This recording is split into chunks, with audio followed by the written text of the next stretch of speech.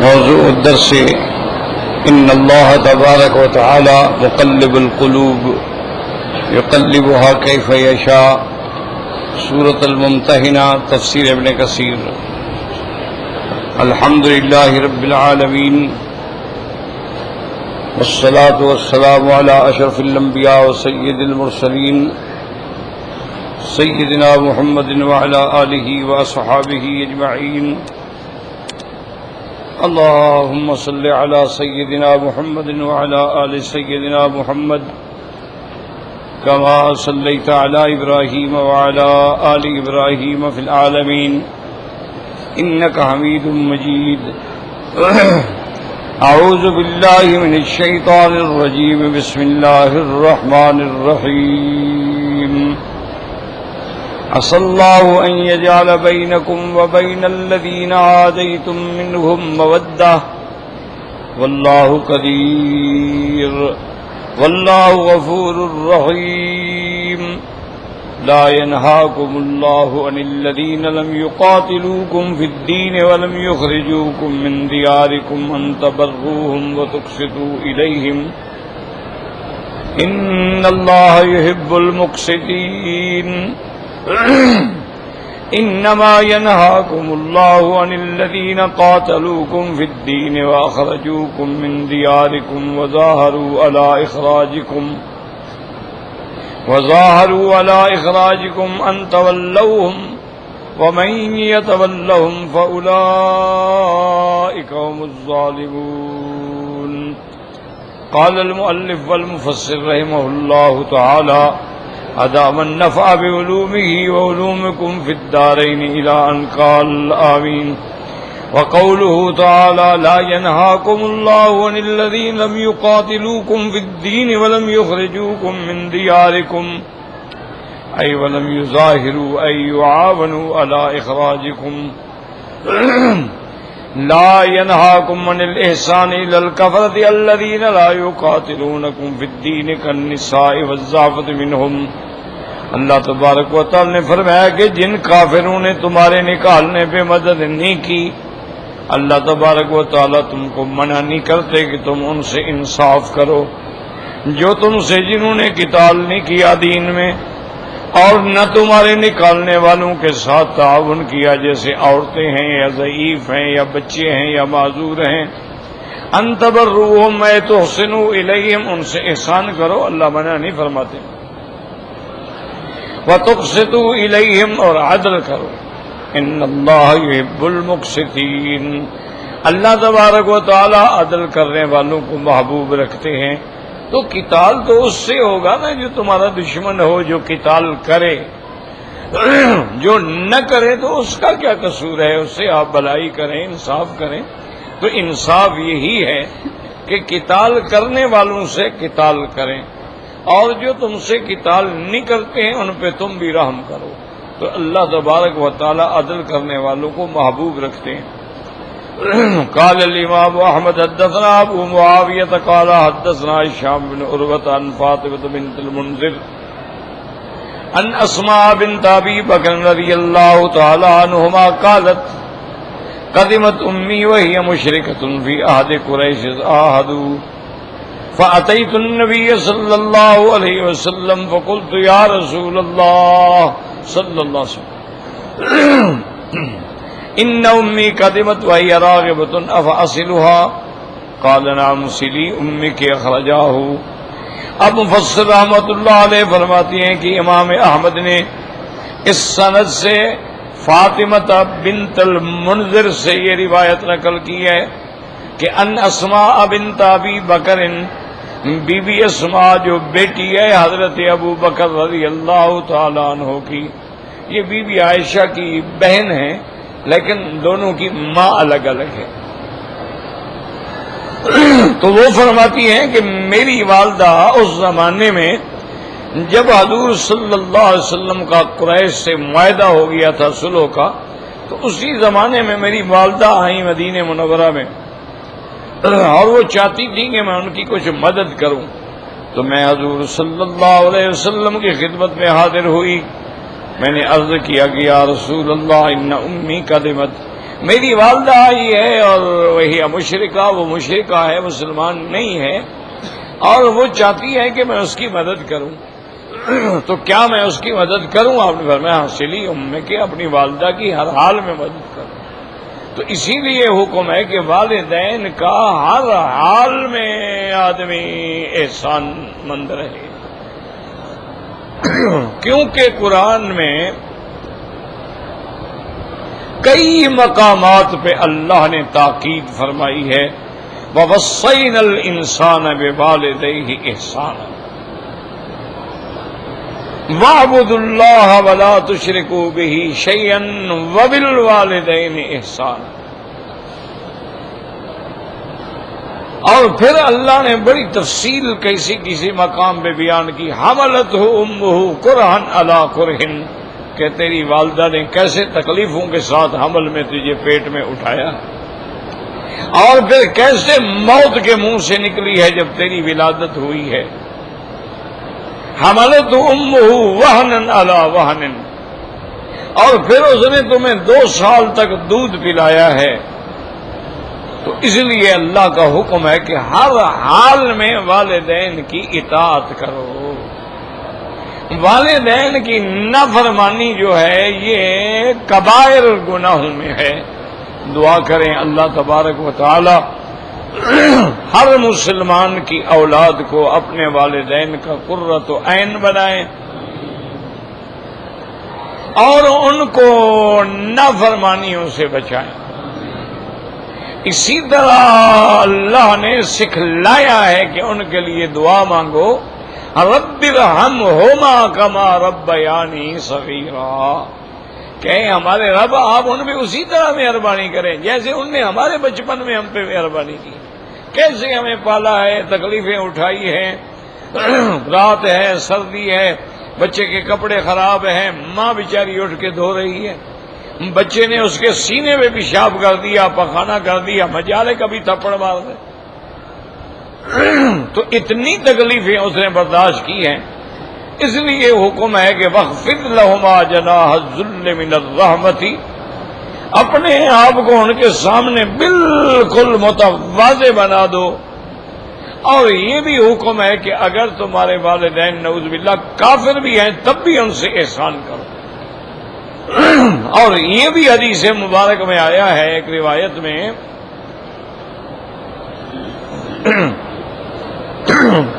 کہ جب کوئی بچہ اپنے والدین کے چہرے پر محبت سے نظر ڈالتا ہے، ایک روایت میں ہے اس پہ اللہ کی رحمت نازل ہوتی ہے۔ ایک روایت میں یہ بھی آتا ہے کہ 3 چیزیں ہیں جن کے دیکھنے سے اللہ کی رحمت آتی ہے۔ ایک تو اگر آپ صرف اللہ کے کعبے کو دیکھتے رہیں تو اس پہ بھی رحمت آتی ہے۔ اسی طرح کوئی آدمی قرآن کھول کے بیٹھا ہے، دیکھ رہا ہے تو اللہ کی رحمت آتی ہے۔ والدین کے چہرے پہ نظر ڈالنے سے بھی اللہ کی رحمت۔ اور اسی طرح ایک روایت میں یہ بھی آیا ہے، کتنی بڑی بات ہے، کہ جو بچے اپنے والدین کے چہرے پہ نظر رحمہ یعنی محبت کی نظر ڈالتے ہیں، اللہ ان کو ایک حج مقبول کا ثواب عطا فرماتا ہے۔ تو ایک صحابی نے کہا یا رسول اللہ، اگر ہم ایک دن میں اپنے والدین کو 100 دفعہ دیکھیں گے تو اللہ کی رحمت میں کوئی کمی آ جائے گی؟ وہ تمہیں 100 حج کا ثواب دیتے ہیں، ان کی رحمت میں کیا کمی آ جائے گی؟ تو اب آپ اندازہ کریں کہ والدین کا کتنا بڑا مقام ہے۔ اچھا، اللہ کے بعد قرآن میں ہمیشہ سرکار 2 جہاں کا ذکر آتا ہے، اطیعوا اللہ و اطیعوا الرسول، میری اطاعت کرو، میرے رسول کی اطاعت کرو۔ اسی طرح آتا ہے من یطیع اللہ ورسولہ، اسی طرح آتا ہے من یطیع الرسول فقد اطاع اللہ، یعنی حضور پاک کا ذکر مبارک حضور کے اللہ کے ذکر کے بعد آتا ہے۔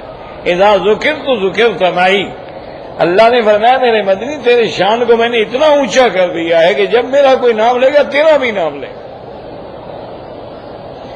تو لیکن ایک آیت میں اللہ نے اپنے ذکر کے بعد حضور پاک کا ذکر نہیں کیا، والدین کا کیا ہے۔ وَاعْبُدُوا اللَّهَ وَلَا تُشْرِكُوا بِهِ شَيْئًا، خالص اللہ کی عبادت کرو، کسی چیز کو شریک، اور اس کے بعد وَبِالْوَالِدَيْنِ احسانا، اور والدین سے بھلائی کرو۔ ہاں ایک مسئلہ ہے کہ اگر والدین تمہیں اللہ رسول کے حکم کے خلاف حکم دیں تو پھر نہیں مانو گے۔ وَإِن جَاهَدَاكَ عَلَىٰ أَن تُشْرِكَ بِي، اگر وہ مشقت کریں اور زور دیں اور دباؤ ڈالیں کہ تم میرے ساتھ شرک کرو، فَلَا تُطِعْهُمْ، اس میں اطاعت نہیں کرو، کیونکہ لا طاعۃ لمخلوق فی معصیۃ الخالق، کسی بندے کی ہم فرما برداری نہیں کریں گے کہ اللہ کی نافرمانی ہو جائے۔ تو جہاں وہ یہ کہیں وہاں پر تو بالکل آپ اطاعت نہ کریں، باقی ہر معاملے میں والدین کی اطاعت کریں۔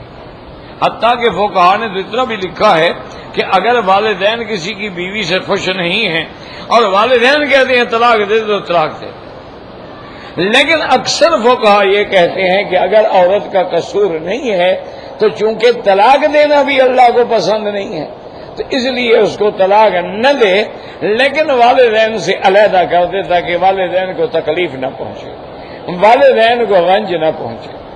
ورنہ حضرت عبداللہ ابن عمر رضی اللہ تعالی عنہما نے شادی کی، حضرت عمر ناراض تھے، ان کو یہ رشتہ جو تھا پسند نہیں تھا، تو ایک دن انہوں نے بیٹے سے کہا کہ طلق امرأتک، اپنی بیوی کو طلاق دے۔ فطلقها عبداللہ ابن، اس نے جا کے فوراً طلاق۔ بعد میں صحابہ نے حضرت عمر سے کہا کہ حضرت آپ نے حکم دے دیا ہے، آپ کے بیٹے نے بھی تعمیل کر لی ہے، لیکن اس کو بیوی سے اتنی محبت تھی علیحدہ بیٹھ کے روتے رہتے ہیں وہ۔ آپ نے فرمایا مروہ فلیراجعھا، اس کو کہو چلو رجوع کر لے، وہ اب میں نے معاف کر دیا اسے۔ تو امتحان ہو گیا اور پھر انہوں نے اسی طرح جو سیدنا ابراہیم الخلیل علیہ الصلاۃ والتسلیم تشریف لائے شام سے مکے میں، تو حضرت سیدنا اسماعیل علیہ السلام گھر میں نہیں تھے، تو حضرت ابراہیم علیہ السلام آئے اور ان کے گھر پوچھا کہ این اسماعیل، تمہارا خامد اسماعیل کہاں ہے؟ انہوں نے کہا حضرت وہ شکار کے لیے نکل گئے ہیں اور دو چار دن شکار میں رہتے ہیں پھر واپس آتے ہیں۔ انہوں نے اچھا تم لوگوں کا گزر بسر کیسے ہو رہا ہے؟ انہوں نے کہا ہم بڑے تنگ ہیں، پریشان ہیں، ایسے ملکوں میں ہیں، ایسے علاقے میں ہیں، کچھ کھانے کو ملتا ہی نہیں ہے، بس پرندے شکار کرتے ہیں، یا پانی ہے یا گوشت ہے، بس نہ کوئی سبزی ہے، نہ کھانا ہے، نہ روٹی ہے، نہ قصہ ہے، نہ آٹا ہے، یہ تو وادی غیر ذی زرع ہے۔ اب میں اچھا جب تیرا شوہر آ جائے نا تو ان کو کہنا کہ ایک بزرگ آئے تھے، نام نہیں بتایا، ایک بزرگ آئے تھے اور سلام کہہ رہے تھے آپ کو، اور انہوں نے یہ بھی کہا ہے کہ غیر اتبت بابک، اپنے دروازے کی چوکھٹ بدل ڈالو۔ حضرت اسماعیل علیہ السلام جب تشریف لائے تو انہوں نے بیوی سے پوچھا کہ کوئی میری غیر موجودگی میں آیا تو نہیں؟ انہوں نے کہا ایک بزرگ آئے تھے، ایسی شکل مبارک تھی، ایسا قد مبارک تھا، ایسے داڑھی مبارک تھی، اور انہوں نے کہا کہ اللہ کی بندی وہ تو میرا باپ تھا، ابراہیم علیہ السلام تھے، تو انہوں نے تمہیں کچھ کہا ہے؟ انہوں نے کہا یہ کہا تھا کہ جب اسماعیل آئے تو اس کو سلام دے اور کہیں غیر اتبت بابک، اپنے دروازے کی چوکھٹ بدل ڈالو۔ انہوں نے کہا میرے والد نے مجھے حکم دیا ہے میں تمہیں طلاق دوں، علیک کی بیالک، جاؤ میں نے تمہیں طلاق دی، اپنے گھر جاؤ۔ کیونکہ اللہ کے پیغمبر کو مکے میں رہتے ہوئے ناشکری کرنا جو تھا وہ ناگوار گزرا کہ یہ تو اللہ کا حرم ہے، یہاں تو جیسے بھی گزر جائے خدا کا شکر کرو۔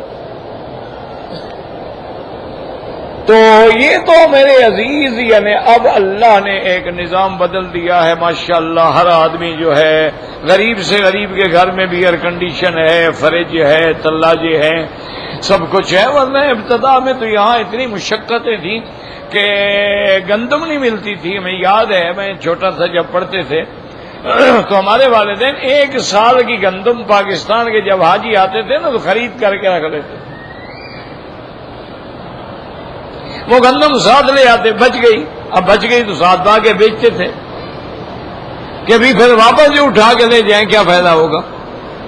تو گندم, چاول, یہ ساری چیزیں, گھی ہے, یہ انہیں حجاج سے خریدا جاتا تھا, یہاں ملتا ہی نہیں تھا. یعنی سارے مکے میں بجلی صرف حرم شریف میں تھی, باقی کسی جگہ بجلی نہیں تھی. اور محلوں میں مچھر اتنی تھا کہ ہمیں یہ کپڑے کی بوری ہے نا, کپڑے کی بوری میں یہاں تک والدین باندھ دیتے تھے.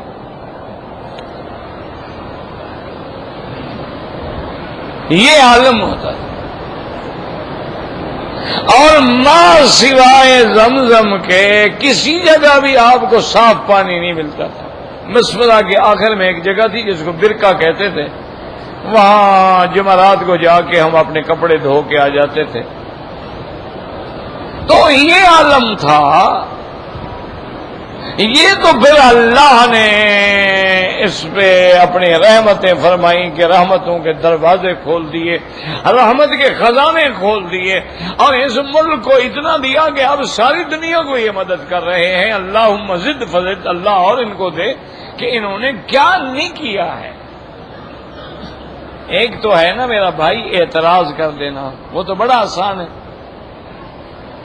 لیکن اگر آپ آنکھوں سے ٹھنڈے دل سے غور کریں کہ انہوں نے حجاج کرام اور معتمرین کے لیے اللہ کا حرم, صفا, مروہ, مینا, عرفات, مزدلفہ. عرفات ایک دن رہنا ہے آپ نے, وہاں ایئر کنڈیشن ہاسپٹلز ہوتی ہیں.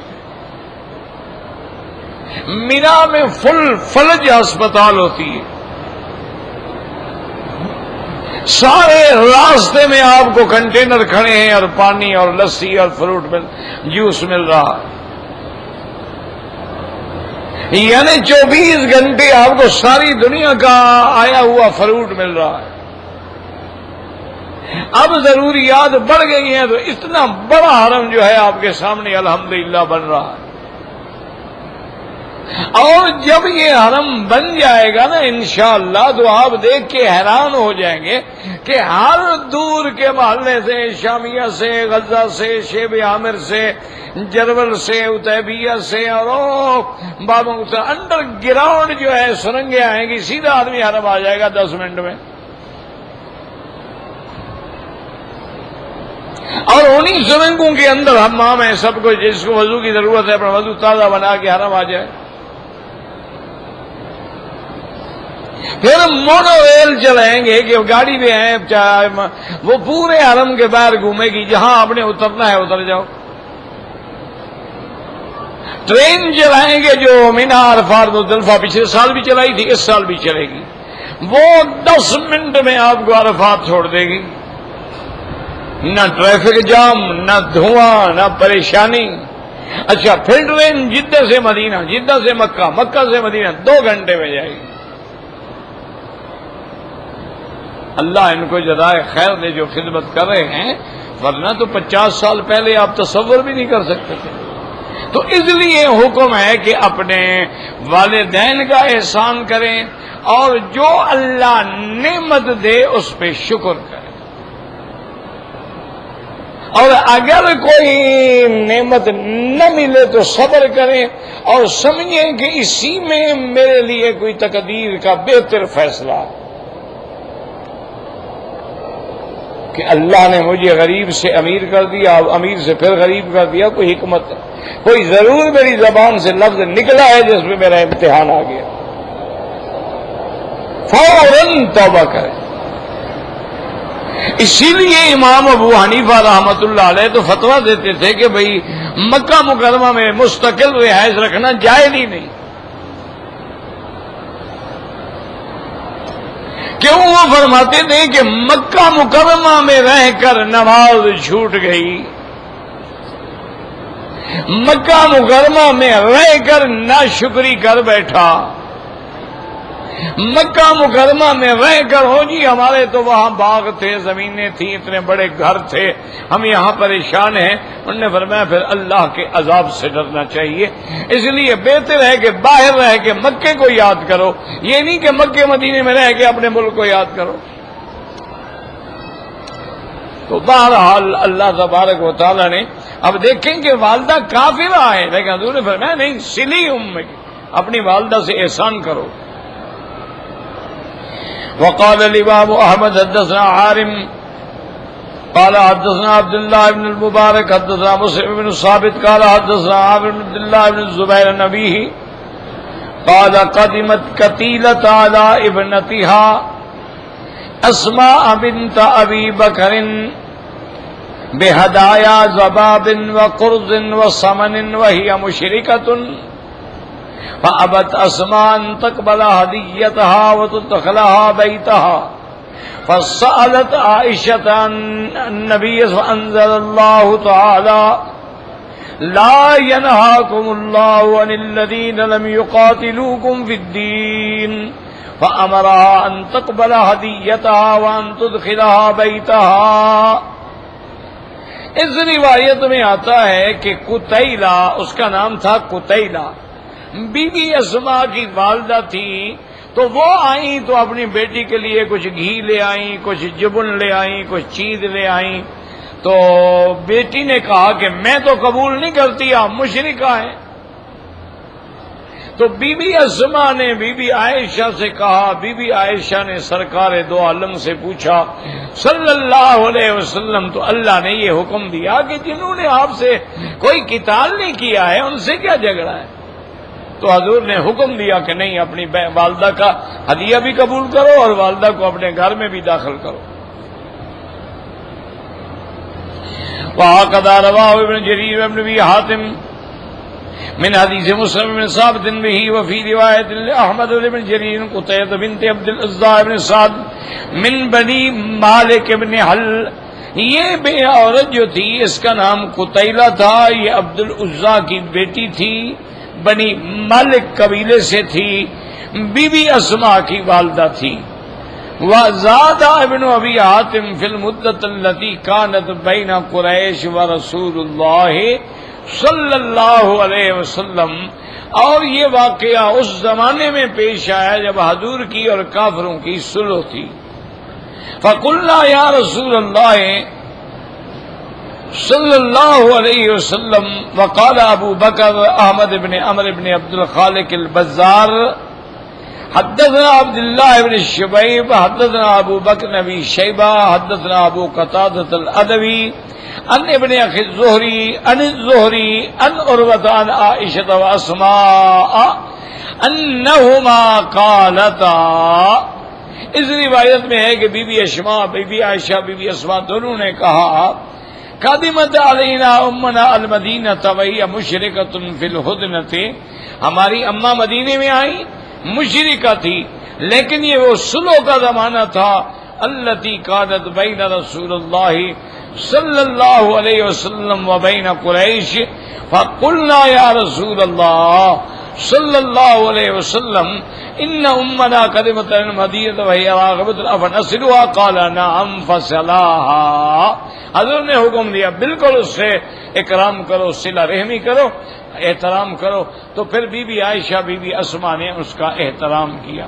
ثم قال وحدث الله عن ابي بن الزهري عن الله من هذا الوجه قلت وهو منكر بهذا السياق لان ام عائشه ام رومان وكان مسلمه مهاجره وام اسماء غيرها كما مصرح باسمها في رياض الاحاديث المتقدمه۔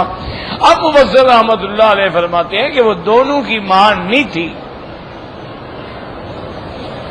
بی بی عائشہ کی والدہ جو ہیں ان کی کنیت تھی ام رومان، وہ تو مسلمان تھی، مہاجرہ تھی۔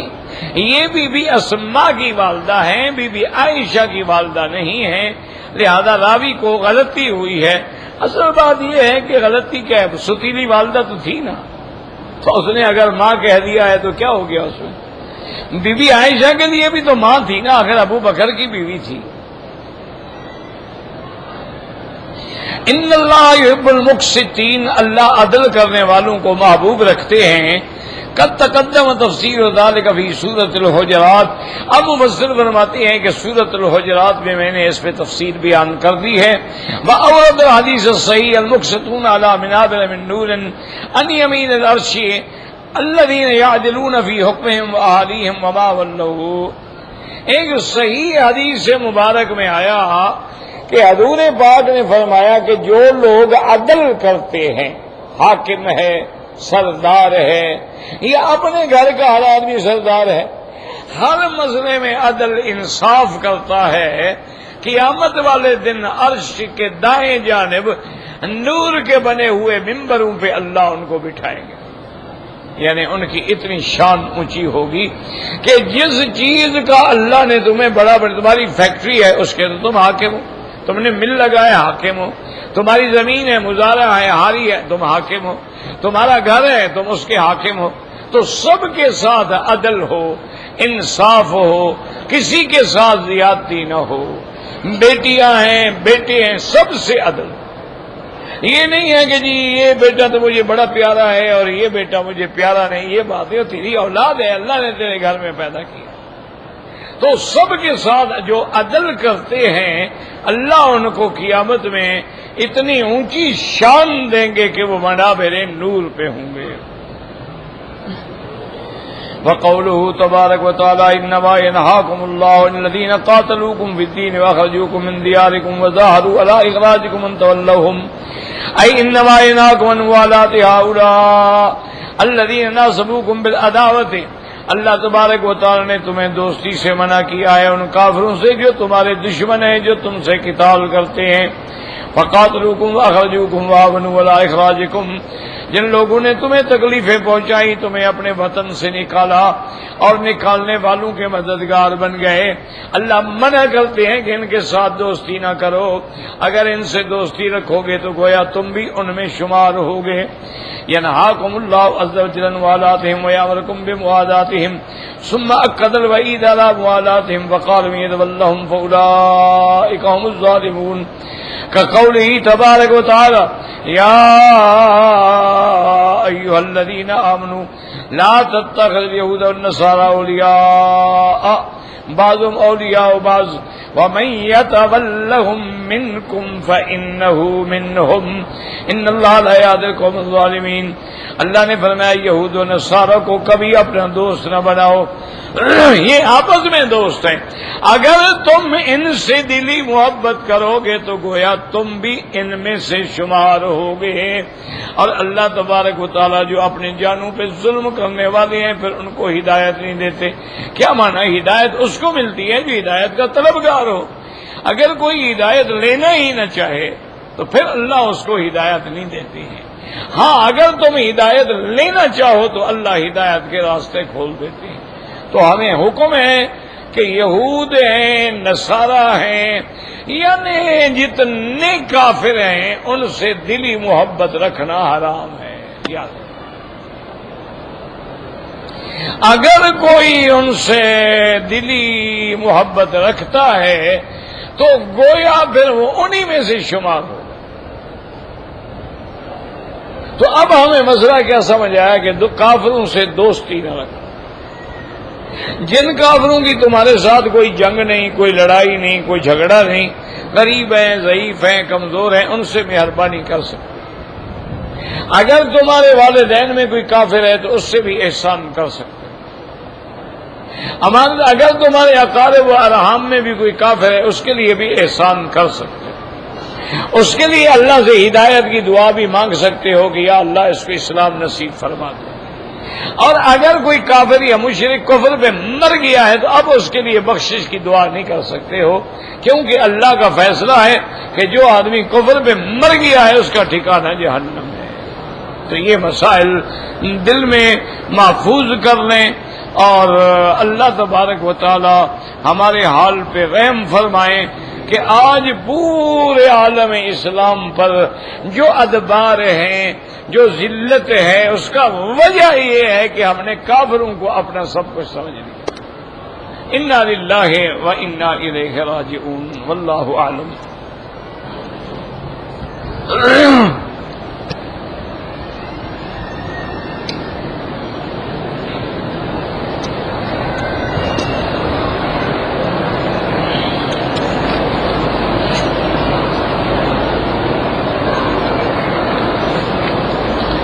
کہتے جی کہ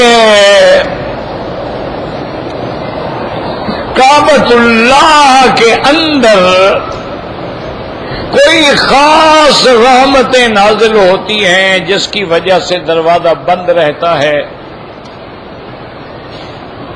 اور وہ بڑے لوگ جب آتے ہیں تو کھلتا ہے اور کسی اور کے لیے نہیں کھلتا ہے. یہ تو تمہاری میرا بھائی سوچ ہی غلط ہے. اگر رحمتیں اللہ کی رحمت کو کوئی بند کر سکتا ہے؟ یعنی کوئی عقل کرو کہ اللہ کی رحمت تو وسیع رحمتی کل شیء. اللہ فرماتے ہیں میری رحمت نے تو ہر چیز کو ڈھانپ رکھا ہے، اس کو بند کیسے کرو گے؟ تالا لگا دیا تو رحمت بند ہو گئی. ایک دوسری بات یہ ہے کہ یہ تعمیر ہے قریش کی. جب اللہ کے گھر کو مکے کے کافروں نے بنایا تھا، انہوں نے یہ رکھا کہ ایک تو دروازہ اونچا کر دیا، دوسرا رکن یمانی کی طرف سے جو دروازہ تھا اس کو بند کر دیا. جب پیسے ختم ہو گئے تو کعبے کو چھوٹا کر دیا.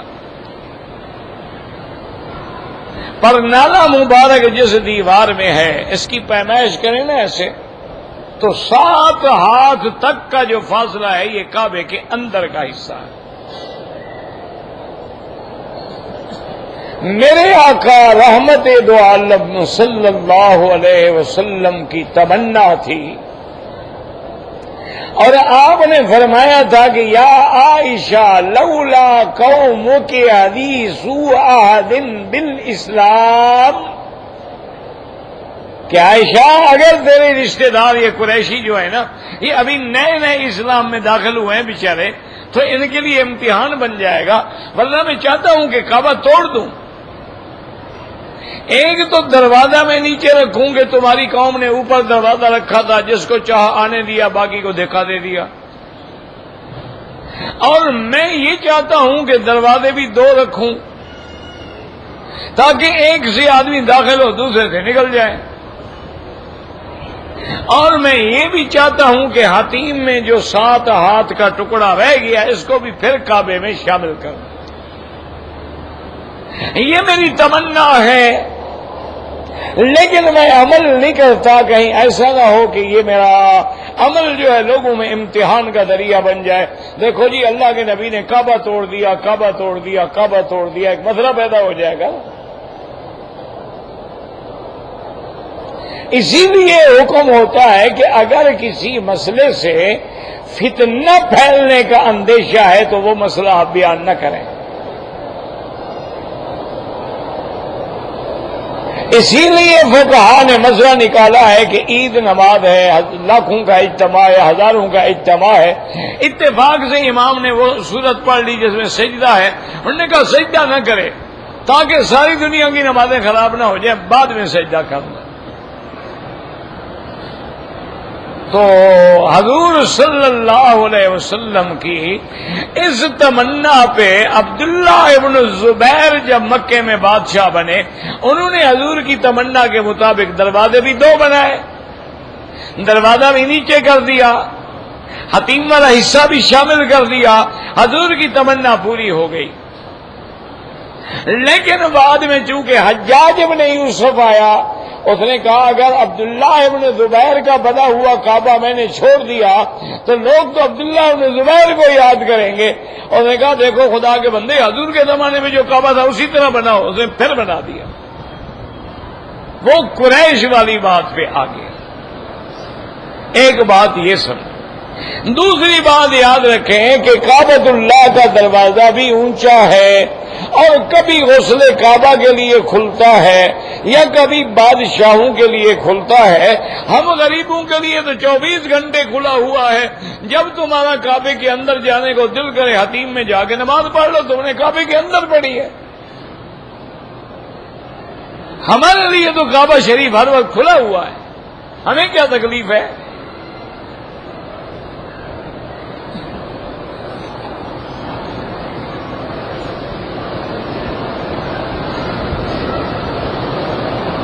کہتے جی کہ ہمارے گاؤں میں ایک مولوی ہے، وہ کہتا ہے کہ بھئی حنفی حضرات کے نزدیک بھینس یا بھینسے کی قربانی جائز نہیں ہے، یہ اس کی من گھڑت بات ہے۔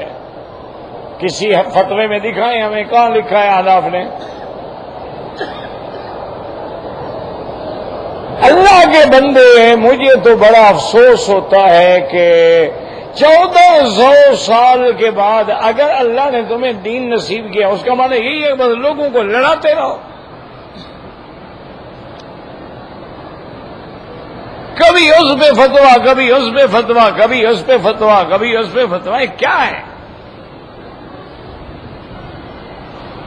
اور دوسری بات یہ ہے کہ جب کوئی بات کہنی ہو تو ذمہ داری سے کہو کہ جی یہ حنفیت کی فلاں کتاب ہے اور یہ فتویٰ اس قول پہ ہے، پھر اس کا ان سے جواب مانگو۔ اللہ ہدایت دے، اور ہم کیا کر سکتے ہیں؟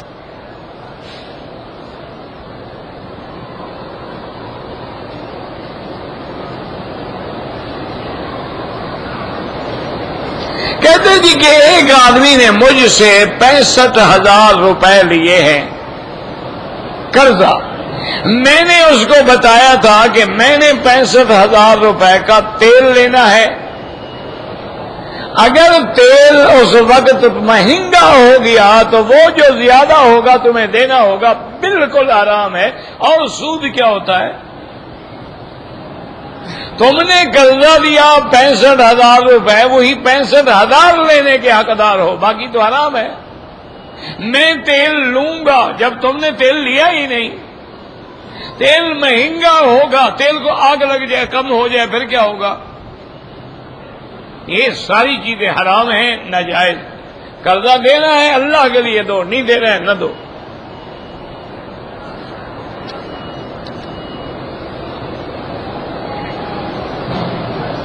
کہتے ہیں جی قرآن مجید میں انبیاء علیہم السلام والسلام کو حرف ندا سے پکارا گیا ہے، یا آدم اسکن انت وزوجک الجنہ ونادیناہ ان یا ابراہیم یا زکریا یا یحییٰ یا عیسیٰ۔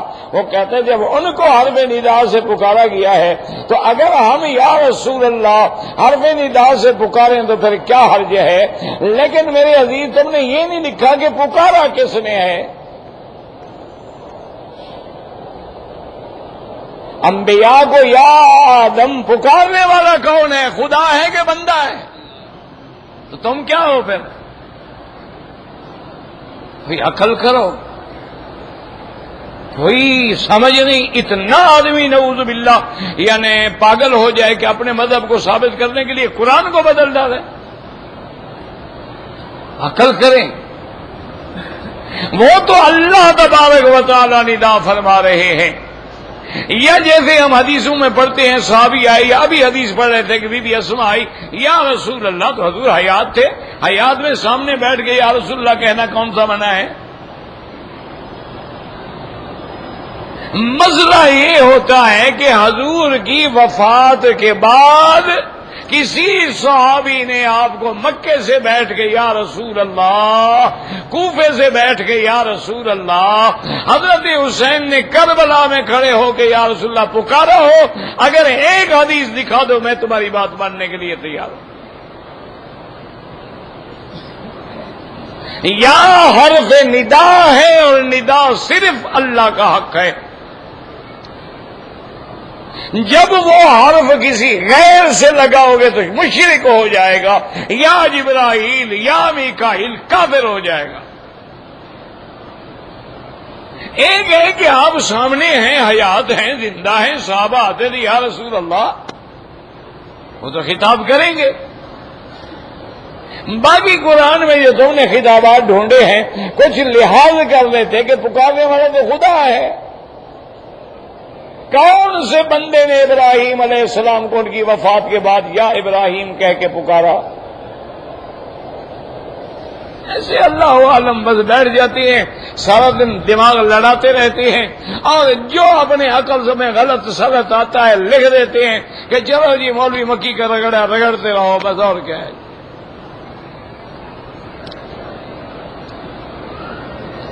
کہتے ہیں جی کہ حمام میں جیسے یہاں شیشے لگے ہوتے ہیں، آدمی ننگا نہا رہا ہوتا ہے، اپنے آپ کو دیکھ سکتا ہے، تو شیشے نہ بھی ہوں تو تم نے کبھی نہیں دیکھا اپنے آپ کو؟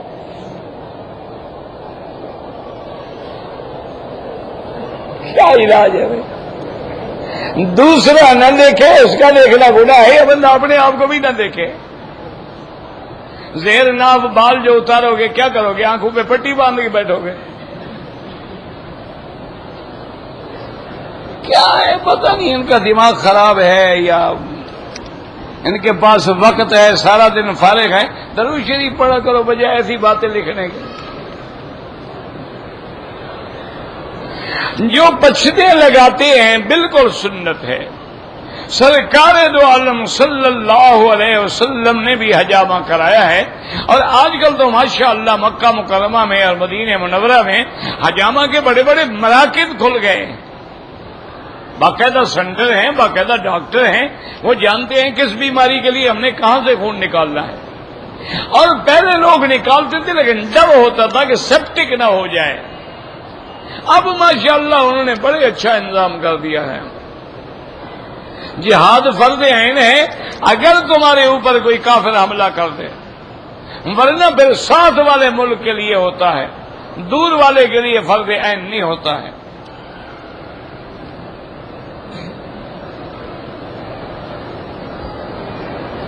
کہتے ہیں جی کہ جو عورت ہے کفر سے اسلام میں داخل ہوئی، ہجرت کر کے مدینہ منورہ آ گئی، اس سے جب مسلمان نکاح کرے گا تو نکاح تو بغیر ولی کے ہوتا ہی نہیں ہے، اس کے لیے پھر ولی کو کیسے ہم ڈھونڈیں گے؟ ماشاءاللہ جب وہ مسلمان ہو گئی، وہ کافر ہوگی، ولایت تو ختم ہو گئی اللہ کے بندے۔ ولایت کس بات کی؟ وہ تو کافر ہے، مسلمان ہے، ولایت ان کی ختم ہوگی، نکاح ختم ہو گیا، تم ولایت کو رو رہے ہو۔ یعنی اگر وہ کسی کافر کی بیوی تھی، مسلمان ہو گئی، نکاح ٹوٹ گیا، جب نکاح ہی ختم ہو گیا ولایت کا کیا معنی ہے؟ اور ایک بات یاد رکھیں کہ اگر کوئی عورت آج بھی مثلا مسلمان عورت ہے، ولی نہیں ہے، تو جو وقت کا قاضی ہوگا ولی ہے اس کا۔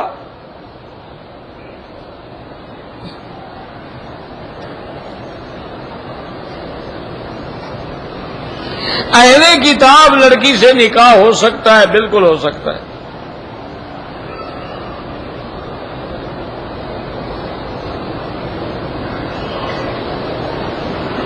کہتے جی کہ ہمارے یہاں نکاح کے بعد منگنی ہوتی ہے، نکاح کے بعد تو منگنی میں نے آپ سے سنی ہے، منگنی پہلے ہوتی ہے، نکاح بعد میں ہوتا ہے۔ عجیب بات نہیں، انگوٹھی پہناتے ہیں، بھلا کرتے ہیں، تو انگوٹھی اپنی بیوی کو پہنائے تو کیا حرج ہے؟ بہرحال منگنی شگنی رسمیں ہیں، شریعت کا کوئی حکم نہیں۔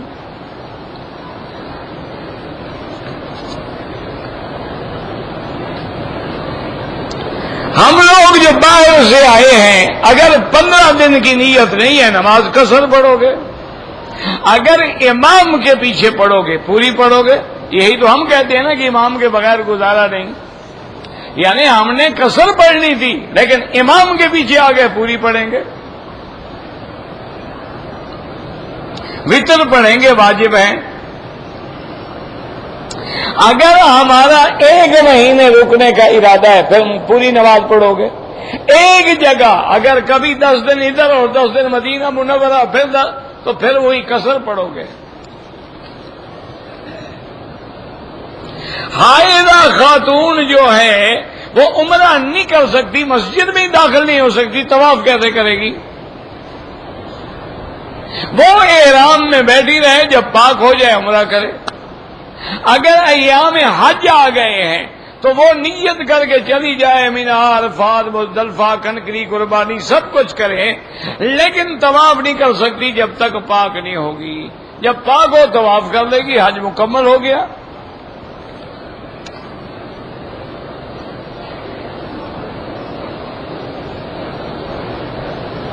میں نے آج صبح طواف شروع کیا، 2 چکر ہونے کے بعد رش اتنا بڑھ گیا کہ میں نے چھوڑ دیا، چونکہ مجھے ڈیوٹی، پھر آپ طواف پورا کر، دوبارہ نیت کر کے ابتدا سے کہ جو میں نے چھوڑا ہے اس کو پورا کر رہا ہوں، اور ابتدا سے شروع کریں گے، کیونکہ جب نفلی عبادت شروع کر دی جائے تو واجب ہو جاتی ہے۔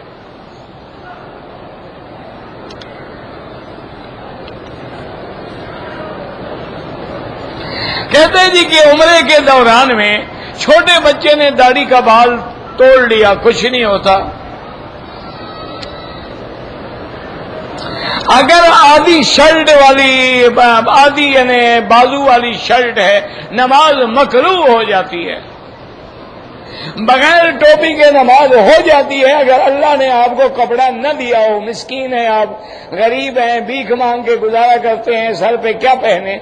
ایک ہے بطور فیشن پھینک دیں تو نماز مکروہ ہو جاتی ہے۔ دوسروں کی ٹوپی سے یعنی کیا مطلب، مانگ کے پہن لو تو کوئی حرج نہیں۔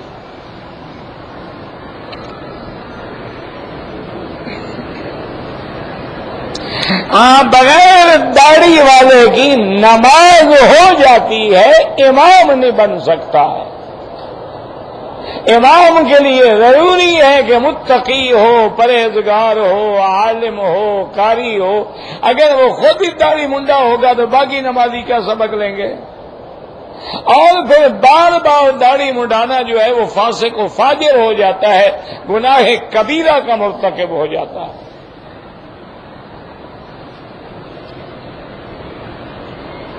میرے بھائی بیمار ہیں، کینسر، اللہ شفا عطا فرمائے، اللہ ہر بیمار کو شفا عطا فرمائے۔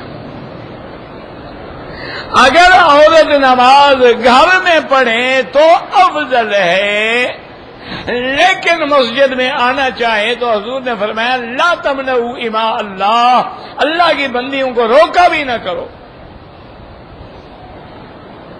مسئلہ بتا دو کہ گھر میں افضل ہے۔ اگر ہمارے گھر کے قریب مسجد ہے، نماز ہم گھر میں پڑھیں تو بعض ائمہ فرماتے ہیں نماز ہوگی ہی نہیں، لا صلاۃ لجار المسجد الا فی المسجد، اور بعض ائمہ فرماتے ہیں نماز تو ہو جائے گی لیکن یہ گناہگار ہے، جماعت کے چھوڑنے والا۔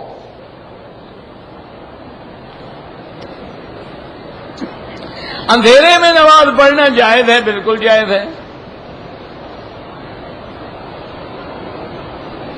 اگر کوئی آدمی اپنے ہمسائے سے تنگ ہے اس کے لیے دعا کرو اللہ ہدایت دے۔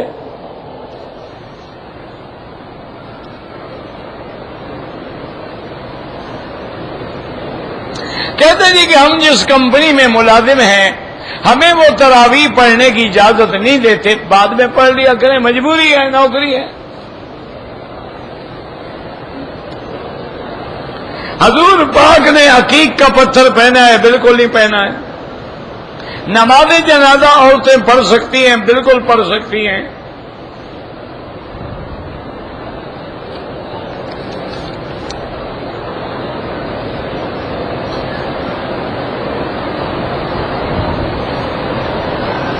میرا ابو مالدار ہے، میں نے شادی کرنی ہے،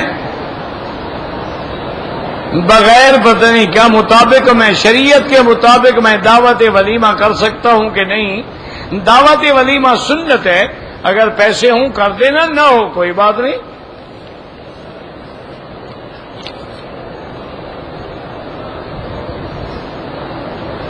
بہرحال جو حدیث میں نے عرض کیا تھا نا، بات کو سمجھا کرو۔ کہ حضور نے فرمایا کہ 10 دفعہ دن میں صبح اور 10 دفعہ شام کو درود شریف پڑھے تو وہ نماز والا درود ہے. باقی علماء نے کئی درود لکھے ہیں، صحیح بھی ہیں غلط بھی ہیں.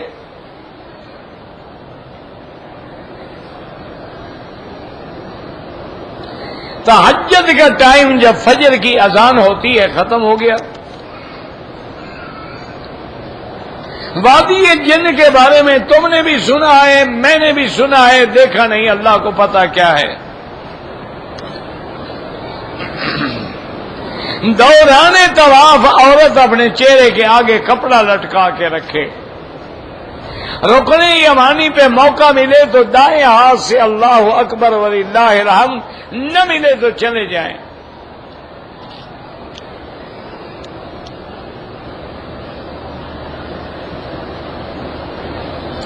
ہم عمرے پہ آئے ہیں، طواف کیا، صفا سے شروع کیا، درمیانی گیٹ سے واپس چلے گئے اور 7 چکر پورے کر لیے نے. تم نے مقصد 3.5 چکر کیے. 7 تو تب ہوتے نا جب مروہ پہ جاتے تم. بہرحال ایک دم ادا کرو.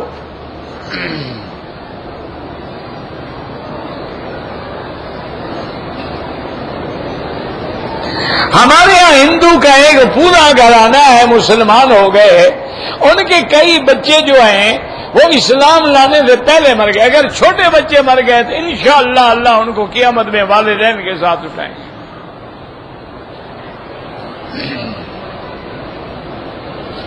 جب عمرے میں واجب چھوٹ جائے تو دم دینی پڑتی ہے.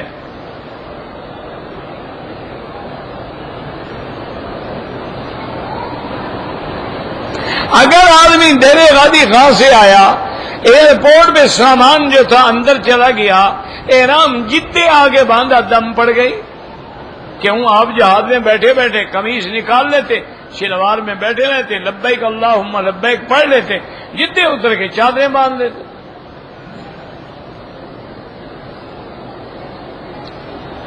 ایک بکری دم منڈی میں جا کے لیں، ذبح کریں، تقسیم کر دیں.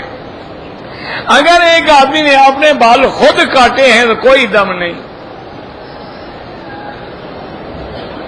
عصر کے بعد ہم نے طواف کیا ہے. حنفی مسلک میں 2 رکعت مغرب کے بعد ادا کریں. باقی ائمہ کے نزدیک حرم میں جائز ہے.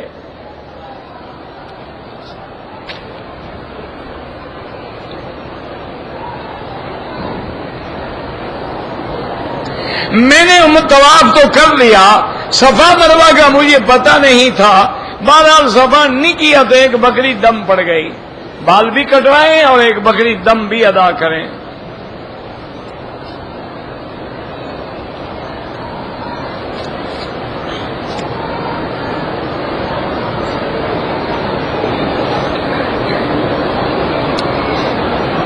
صفا مروہ نہیں دوڑے، دم پڑ گئی. میاں بیوی ہیں، دونوں پہ ایک ایک دم.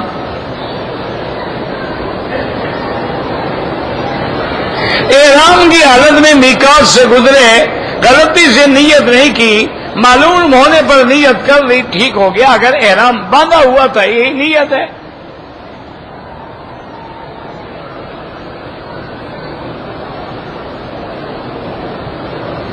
اگر ایک آدمی کی شادی نہیں ہو رہی ہے اور وہ زنا ابھی نہیں کرتا ہے تو کیا حل کرے؟ اللہ سے دعا مانگے، اللہ آسان کرے. اللہ آپ کے رحمت سے کوئی مایوسی نہیں. یہ تو نہیں ہے کہ ایک گناہ سے بچنے کے لیے دوسرا گناہ کرے. آج کل تو ماشاءاللہ بڑی چیزیں مل جاتی ہیں. ایک گولی کھاؤ 1 سال تک خیال ہی نہیں آئے گا.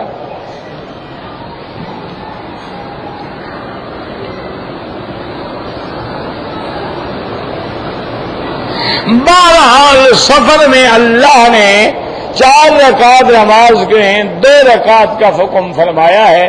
سنت اور نفل معاف ہیں، پڑھنا چاہو تو پوری پڑھنی ہوگی.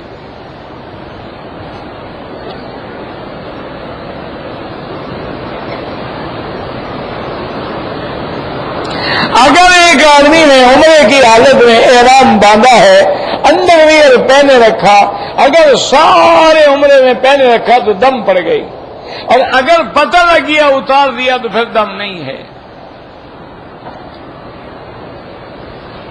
جو چھوٹے بچے ہیں ان کو کوئی دم نہیں ہے، بالغ ہو تو پھر غلطی پہ دم آتا ہے، اگر بچہ بالغ نہیں ہے ان پہ کوئی دم نہیں ہے۔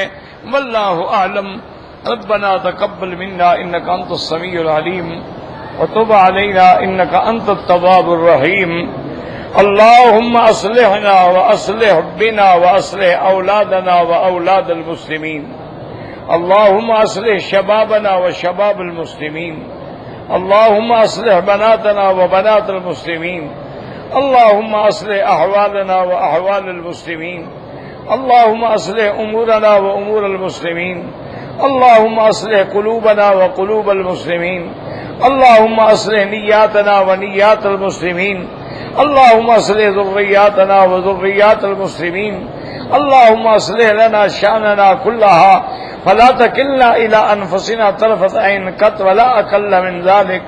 یا اللہ بیماروں کو شفا عطا فرما، یا اللہ بیماروں کو شفا عطا فرما، یا اللہ بیماروں کو شفا عطا فرما، یا اللہ بے حیاؤں کو حیا عطا فرما، یا اللہ بے دینوں کو دین عطا فرما، بے اولادوں کو اولاد عطا فرما، جن کی اولادیں ہیں ان کو والدین کا قرۃ عین بنا دے، یا اللہ جن کے گھروں میں بچیاں ہیں ان کے رشتے آسان فرما دے، یا اللہ عالم اسلام کی عزت کا فیصلہ فرما، یا اللہ کفر کی ذلت کا فیصلہ فرما، یا اللہ مسلمان جس ملک میں بھی ہیں، عرب میں ہیں عجم میں ہیں، ان کی جان مال آبرو عزت کی حفاظت فرما، یا اللہ اپنے خزانے غیب سے رزق کے دروازے کھول دے، یا الہ العالمین کسی بندے کا محتاج نہ فرما۔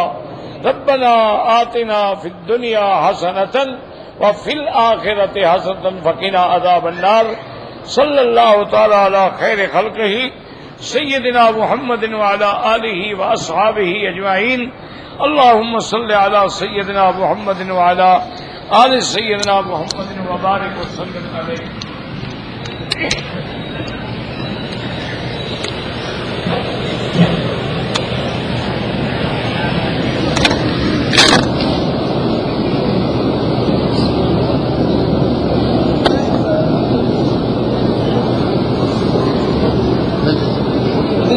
دکان میں آج نہیں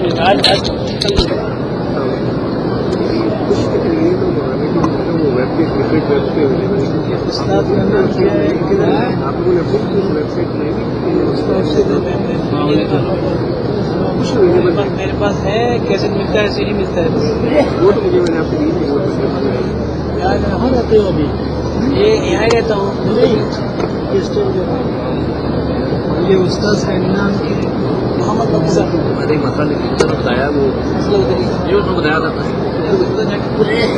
ادھر ہی رہتے ہیں پاکستان، یہ کرنا آتا ہے ولیج کے پاس ہوتا ہے روزانہ